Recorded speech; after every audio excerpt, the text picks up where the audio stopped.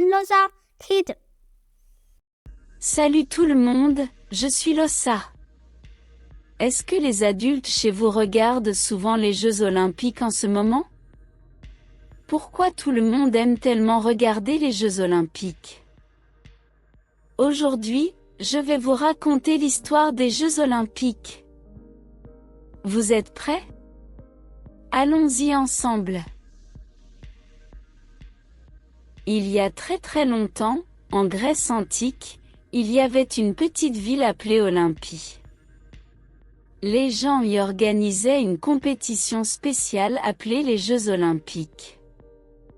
À cette époque, les gens croyaient qu'à travers le sport, ils pouvaient rendre hommage aux dieux et célébrer la paix et l'amitié. Les anciens Grecs aimaient beaucoup le sport. Ils avaient de nombreuses épreuves comme la course, la lutte et le lancer de javelot. Tous les 4 ans, des athlètes venus de toute la Grèce se rendaient à Olympie pour participer à ces compétitions et montrer leur force et leurs compétences.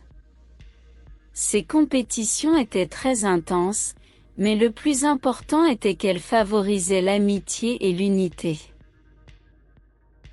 Les athlètes gagnants recevaient une couronne d'olivier, un très grand honneur. Cependant, avec le temps, les Jeux Olympiques antiques ont disparu.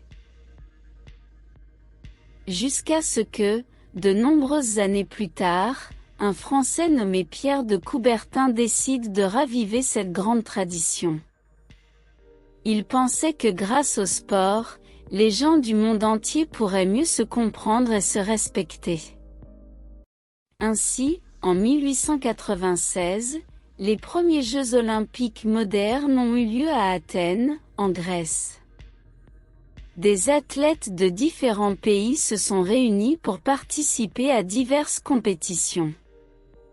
Depuis lors, tous les 4 ans, nous organisons les Jeux Olympiques, permettant aux athlètes du monde entier de concourir ensemble et de partager l'esprit d'amitié et de paix.